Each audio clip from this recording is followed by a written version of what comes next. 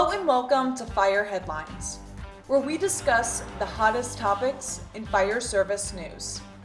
I'm your host, Samantha Didion, and this week, Chief Ken Kemna and I were able to sit down with several special guests during the Western Fire Chief Association's first inaugural Ignite Symposium. We highly recommend our audience members watch these episodes over on the Western Fire Chief Association's YouTube channel. This week, joining us on the podcast is the Senior Vice President of Genasys Protect, Michael Smith, as well as their Vice President of Field Operations, Steve Sickler. And we'll be discussing evacuation management and the huge role their company can play. All right, well, we're here at the first ever WFCA Ignite Symposium. Let's start off by telling our listeners a little bit about yourself. Who wants to go first? Sure. I'm a career technologist. I have worked in many industries, but always in technology, and have been in public safety market for the last 7 years, trying to solve different issues, different problems, starting with law enforcement into fire and emergency management, all around utilizing the tools and the technologies that we have today to not just improve the lives and work situations of those in public safety, but ultimately, how can we save lives? How can we uplift the human experience, which has always been really part of my career all along the way. No matter what I've done, it's always been around how do we use technology to do that, uplift the human experience and kind of move it up the ladder a bit and hand it off to the next generation to do the same. Yeah, Steve Sickler. My first software startup was in 1991. When software startups was kind of a new thing. Was involved in the first SaaS products back in the early 2000s, late 90s. Started the managed software provider organization, and really most of the startups I've been involved in got acquired, some by big companies, some by smaller companies, and ended up with a software startup about 5 years ago. 5 years ago called Zonehaven, and here I am as now part of Genasys, who got acquired about 3.5 years ago. Well, thanks for joining us today. I really appreciate it. I mean, as we go on, obviously I'll explain my connection to you two gentlemen and the work that you're doing at Genasys. But for the listeners, can you explain a little bit about what is Genasys and what do you do? Yeah, Genasys as a whole is a crisis communication company at its core. So that's both hardware and software. Our core software and hardware mix as it relates to our public safety market is Genasys Protect, or what we refer to as Genasys Protect, which is a full suite of protective communication tools. That includes primarily software. There are some hardware components to that as well, in the way of speakers that you might find in communities, counties, cities, etc. But primarily that falls within the confines of how can we communicate effectively to the public in those crisis situations as fast as we possibly can to ultimately save lives, and that includes mass notification software, that includes evacuation management software, it includes communication, internal communication, following certain compliance mandates as it relates to government employees and public safety in particular. So we bring those things together to create a holistic crisis communication solution that services, again, the public safety market, but ultimately allows us to fulfill our mission, which is save as many lives as possible in these scenarios. And we do focus primarily or initially on fire situations, but really we're a multi-crisis company. So whether that's floods, fire, earthquakes, mass shootings, etc., we service all of it. Steve, anything that we forgot that you want to add to that, or? No, I think as Michael said, our mission is saving lives, and nowadays communication really is the difference maker. I mean, at the symposium, there's a lot of talk about fire detection and fire suppression and mitigation and all the shums, right? But the reality is, most of the time, the first thing to do is get the people out of the way and make sure they know about it as fast as possible. Everything else is secondary. You got to save lives and getting them out of the way. Yes, it'd be great if fires don't start. Yes, it'd be great if we could put them out faster. Yes, to all that. But lots of times, we were just at the Eaton fire. We saw the devastation there. When you have, they call it ember cast. Well, those are softballs going at 80 miles an hour of flame. Get the people out of the way. In the interest of full disclosure, obviously I have known of Genasys and the premier product that I am most interested in talking about today, which is EVAC, which is your evacuation management software as a service. I became aware of that right on the tail end of the 2020 fire season, which for California and Oregon and Washington was a significant fire season. I was a transplant from California up to Oregon, and state of Oregon got hit pretty hard. And I became aware of a software tool that was being used in California on the CCU Lightning Complex because I have family in the area. And I had the opportunity to see the tool, at that time called Zonehaven. I had the opportunity to see it in use when I clicked one of the CAL FIRE links on their incident summary page. And I was quite impressed. But it was several months later when a captain who worked for me at the Santa Clara County Fire Department, Chris Ingram, an absolutely brilliant young man, called me up one day and said, "You need to take a look at this." And a guy who works for the company lives in your town, which is now Bend, Oregon. And so he introduced the two of us, which was fortuitous. And you showed me the product, and I was immediately struck because I recognized it, and I was like, I know what that is. For our listeners who might not know what Zonehaven was or what EVAC is, can you explain what EVAC is so people have a better understanding of it? Yeah, I think it's best to kind of do it before and after, Okay. What the way we used to do it. A lot of it you explained to me, and the way we do it now. So, for example, Lahaina, what happened in Maui, the tragedy, 12,000 community, 12,000 people, 102 people died. Right, that's almost 1% of the community died in this fire, and and the process is just the way people did it. And what the process was, as you know, was fire arrives on scene. They immediately realize, okay, in the case of Lahaina at Jumter Road, it is gone. The fire is racing. There were a couple other fires that were going on at the same time. They call for evacuations. What does that mean? That means they get on the phone, but they're on their, I need to be south of Kanapaliki Highway and north of King, and dispatcher's like, what, where, what? Going back and forth, trying to define the message, trying to define what you're going to send the public. And in the time it took, which was the standard at that time, it took about 45 minutes or so to get the message ready, and no power, no cell service, no message. Literally the first message that the residents saw, where it's on a Facebook page an hour and 15 minutes after they were calling for evacuations. Okay, so what was Zonehaven? What is Genasys EVAC? It's a new standard in care for the speed of notifying the community. What does that mean? Well, we predefine zones. So when fire arrives on scene, the Eaton fire in Los Angeles, we all know the devastation. Yes, horrible, 17 people died. Fire arrived on scene, they called for evacuation, but in this case, they call out zone numbers.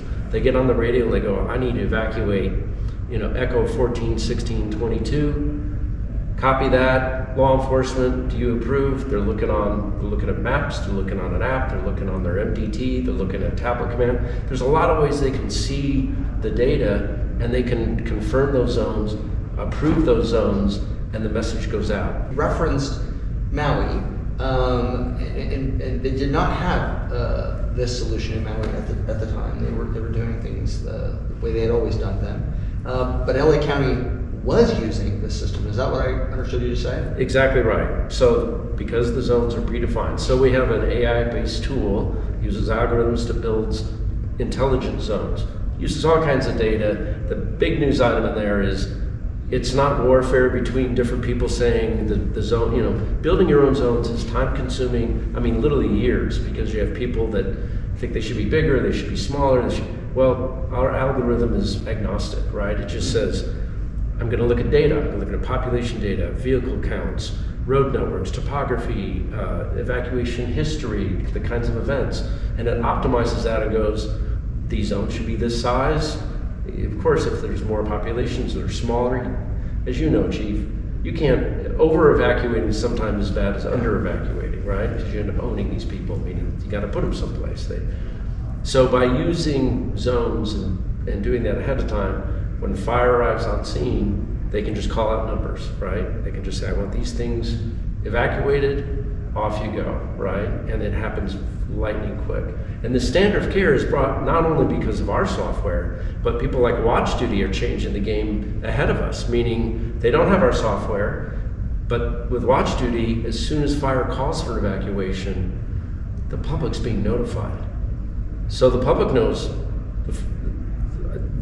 fire called for this evacuation. How come it took you 45 minutes to get it in a notice that showed up on my phone? It's because they don't have zones. Because that whole process of, the other way they do it is they slide the map out of the back of the buggy and they take a grease pen and they go, here it is, take a picture, send it to emergency manager. Emergency manager goes, WTF, like, okay, it's south of here, north, how long does it take to turn into text? And then call fire back on scene, who, by the way, the battalion chief has got plenty of things to do, right? And they're like, what? Can you verify this message? I'm gonna text it to you. Jesus, okay, no. This is, the fire jumped here, it's changed. And then when they finally get it, then it goes to law enforcement. That's why it takes 45. It wasn't bad. Yeah. It's just the best they had until now. So you gotta figure out a better way. And if you don't have zones, you can't. It's just impossible. And with our software, not only do we have the zones, but then it goes to the public. As soon as they change the status, it goes to the public. It goes to Watch Duty. They broadcast an iPauser. Off you go. That's what saves lives. So yes, the Eaton fire, a tragedy. 17 people died. 2 standing in their front lawn with garden hoses. But there was 200,000 people evacuated. Yeah. Compared to Maui with 12,000 total residents and 1% died. That's the difference. I think you make a really good point. I think the ability to get actual information from the incident commander, those making decisions about evacuations and the fire, that's the information that's being shared with the community. Rather than somebody on Facebook who thinks they heard of something or saw something, or extra.com or whatever the other hyper-local social media networks are. This is actually verified information from the incident to get people out of harm's way, if I'm understanding it correctly. Exactly. And as you've shared with me many times, you come on scene, you know a battalion chief arrives on scene, they know the terrain, they know the fire history, they know, with some exceptions, of course, but they're immediately calling it. They're immediately going, I got to get these people out of the way. This is the fastest way to do that. And if the situation calls for it, there's the ability to adjust on the fly, right? With these kind of tool sets. If they need to split that zone in however, whatever's necessary for them to do that, they can do that. And it's instantly communicated across, the public safety network that needs to know instantly. So. Well, as a fire chief in California, one of the things that I was very involved in was our statewide mutual aid system. And we sent resources from my agency all over the state of California and sometimes out of the state of California. So for me, one of the things that I really appreciate about a tool like this is if I'm sending resources to Southern California, as County Fire did, to either the Palisades Fire or the Eaton Fire, I know they're rolling into that incident with some level of intelligence and understanding about what's going on. Primarily because, one, I want them to be safe. I want them to understand what they're going to. But I want them to be able to arrive on scene in a community that they're going to serve as though it is their own. So they're basically driving from Santa Clara County to Southern California and accessing the exact same information and tools that Los Angeles County Fire Department is using. Yeah, it's a common operating picture, right? I mean, a term that's existed forever, and technology gets us closer and closer to that, because it's not just common operating picture amongst fire safety. It's across public safety, right? The more we can get that information to law enforcement, emergency management, et cetera, and even your ancillary services outside of that, the better off we can be. Everyone's on the same page, everyone has the same information at the same time. That is true common operating picture, right? And we get closer and closer to that with these sorts of tools. And to illustrate your point, the Yellow Lake fire just happened in Utah this past summer. Federal incident teams called in. One of those members, a guy named Dennis Raines, retired fire chief, he calls me on his way to the incident. Said, hey, I'm on your system. I'm seeing in Duchesne County, they've got zones. The fire's gonna make a run to Wasatch and Summit counties. Do you have zones there? Yeah, we pre-built zones for most of the United States already. We just let the algorithm run, right? Creates these zones. We go, yeah, we have zones. He goes, can you turn them on for us? You got it. We turn on the zones. That incident team, before they hit the ground, they're distributing this information, right? They're saying, get on the site, look at these zones, familiarize yourself, start planning who you're gonna evacuate. And when they arrive on scene from all over the country, they already are familiar with the terrain, they're already familiar with what's being evacuated, and the people there are going, this is easy, they're there, I just say, evacuate here, or send a warning, or shelter in place, and then in repopulation, it's not the public calling you every 5 minutes saying, when can I go back? You're saying, go to this website. And I think most of our listeners will appreciate the fact that anytime you order an evacuation or a shelter in place, within seconds, the question is, when do I get to go back, or when is that order going to be lifted? And I think having the ability for a public-facing portion of this, so the public gets information in real time as the incident is unfolding or winding down, is a fundamental game changer for a lot of other agencies. Our communication centers, like you said, they're just overwhelmed answering questions about, are we evacuating? When are we going back home? Electeds, whose areas are being devastated by fire, they want information about what's going on in their community. They're trying to call the fire chief and all this other stuff. Now there's a repository for that, where they can get information on their own without having to, impact the incident. It probably puts a lot of minds at ease, doesn't it? Like what's the feedback you guys have gotten from some of the public members? Not just the fire service, but community members. Yeah, I mean, distribution is a critical element to what you're describing. Our goal is to get that information out through as many channels as possible, because SMS alone or iPods alone, emails, websites, as you mentioned, watch duty, great example. It's another distribution channel. So the more we can get that information out there, the better. And our goals is to have hundreds, if not thousands, of distribution channels to get it out there quickly. And for the public to know that when you see the Genasys name attached to it, it is official information. It's not hearsay, it's not someone on Facebook. It's coming from official sources if you see that name attached to it. But to answer your question, feedback is always great. I mean, there's an expectation, I think, and that's a big change with the public. There is an expectation that your government is providing some level of notification in these situations. Everyone is carrying around a mini computer in their pocket. So everyone knows they're accessible, they're reachable, and so there's an expectation that you're gonna get that information to me. And so, as long as we're doing that, the feedback is always great, appreciated, and quite honestly expected. We have a partnership with Watch Duty, and those guys, they're the golden child of the public notification right now. They have 16 million downloads, and they are helping us change the standard of care, right? Because the public they're thrilled there's an app out there that is sharing information. By having us in the picture, you're sharing information that the fire service and law enforcement together have decided to share very quickly, but still it's official information. And as you know, lots of times, just radio traffic, fire might arrive on scene and say, I don't want to evacuate here, here, and here, but the next transmission is a battalion chief going, hold up, I want to get 4 engines up this road before the public goes flying out. So with Watch Duty and our partnership, it's like, okay, we're going to hold off. We just got radio traffic. Let's not announce to the public this is happening. Let's let the zones change and do it. Another, you talked about changing the size, shape, the evacuation area. Great story, Lieutenant Elliman, Sheriff's Department in Napa County. He's a great guy. He uses the system himself. He's like, I've got the authority. I can evacuate people. I can do this myself. And he's self-taught on this, and he tells a story 11:30 at night.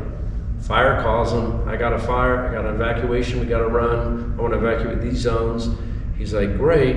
He changed the status of the zones, public's notified almost immediately. And by the way, he changed the status of the zone. Emergency management then can get on the alerting system, which everybody has an alerting system, a mass communication, iPause, or text messaging, or email to the public. That's great. So that happens, but then fire gets back and says, this fire is running down this highway, this highway's gonna be a natural break. I don't need to evacuate this other side. Kyle Edelman jumps on, he can split the zone on his phone and put half that zone into a warning status, and the other side is an evacuation order. And he's doing it 11:30 at night. He's not dependent on his GIS department to wake up somebody and go, okay, I need you to draw a map and get this out to the public. It's all about speed. And I think across the board, my exposure to it, coming through a fire chief's lens, somebody who has actually stood at the back of a BC rig and tried to make decisions in real time when the fire is running, the wind is on it, you're going to lose, you're going to lose a home or two. You just want to get people out of harm's way. That the ability to very quickly pull together the information you need to make some decisions and to transmit that information to the authorities that are going to actually affect the evacuation, so we can go back to dealing with the fire. To me, that was lightning in a bottle. That was the thing for me that I'm like, this is an absolute game changer. And it's for me, from a fire service perspective, realizing the fire service is not necessarily the one affecting evacuations. We're not the ones that give the orders. We're not the ones even pushing out SMS or iPause messages. But when you have a significant incident, regardless of what it is, wildfire, flood, landslide, whatever, it requires all of the disciplines and NGOs to cooperate and work together to get people out of harm's way. And I think that I would advocate for a zone-based evacuation management system without question. I would absolutely advocate for the adoption and utilization of this kind of technology so you can keep your communities informed. I don't think there's any question in my mind that this is the kind of technology that legitimately saves lives. Yeah, I think right now the whole fire service across the country really has a choice, which is you can either put this in place now before a disaster. So when you have the Palisades fire and you can notify the public in 6 minutes to evacuate, that's about as successful as you can imagine, right? Or you can be, unfortunately, like the county of Maui, which after the Lahaina disaster, they went, what could we have done differently? Hey, the firefighters, amazing, miraculous job of what they did. But now, after the fact, they acquired our system. They went live this week with Genasys EVAC, so this kind of thing never happens to them again. So that's like you say, if nothing else, build zones and have an effective way to have firefighters be able to call out zones to evacuate. It's going to be faster and easier to use our software, but get zones in place. Yeah, and if I could encourage our listeners, the fire chiefs, to do anything, it would be to actively engage in a conversation about how are you going to get people out of harm's way or shelter them in place. What is your process? And have a look at this, zone-based evacuation management. Have a look at the tools, and refine your process and be ready for this. Because even though as a fire chief, my role might not be to actually do the door knocks and push those notifications out. I am certainly part of the decision-making process, and I would advocate for this. Bring your emergency managers along, bring your law enforcement partners along, get into the room and talk about how you're going to do this, and see if there's a better way to protect your community. Yeah, I mean, we talk about it internally all the time, which is unfortunately a lot of people we talk to when we're introducing the solution and what it does and so forth, they're like, we don't do evacuations. And our saying is, yeah, no one does evacuations until they do, right? There's a lot, the weather extremes, we're seeing it this week and across the country, the weather extremes, the storms and the veracity of those storms and the different, and this is not just wildfire. This is hazmat, chemical plumes, it's active shooters, it's flooding, it's what's happening in flooding is crazy to me. Like they have, in the Asheville flooding, they lost like $2 billion worth of cars. They have wheels. I mean, if they had enough notification, they could have got them out of harm's way, right? It's like, it's something you got to think about no matter where you are. Yeah, definitely not a lesson you want to learn the hard way. Is there anything else you guys would like to add before we wrap up today? Yeah, I mean, I would say, for us at Genasys, at the end of the day, it's about saving lives. I mean, and that is our mission. We are a mission-driven company in that way. So the partnerships we form are critical to us. We have our lane, and that's crisis communication. But there's many in this space that are doing wonderful things, AI, different technologies that we like to partner with and leverage, right? And be a path to fulfill their missions as well. So aligning these different organizations, technology solutions, companies, ideas is important to us. So although we are crisis communication focused, we do value the partnerships, whether it's Western Fire Chiefs, whether it's Watch Duty, whether it's others. It's really important to us to really align. And I think that's where the real power comes in, is if we each have different lanes that we play. Bringing those things together becomes really powerful to that end, saving lives.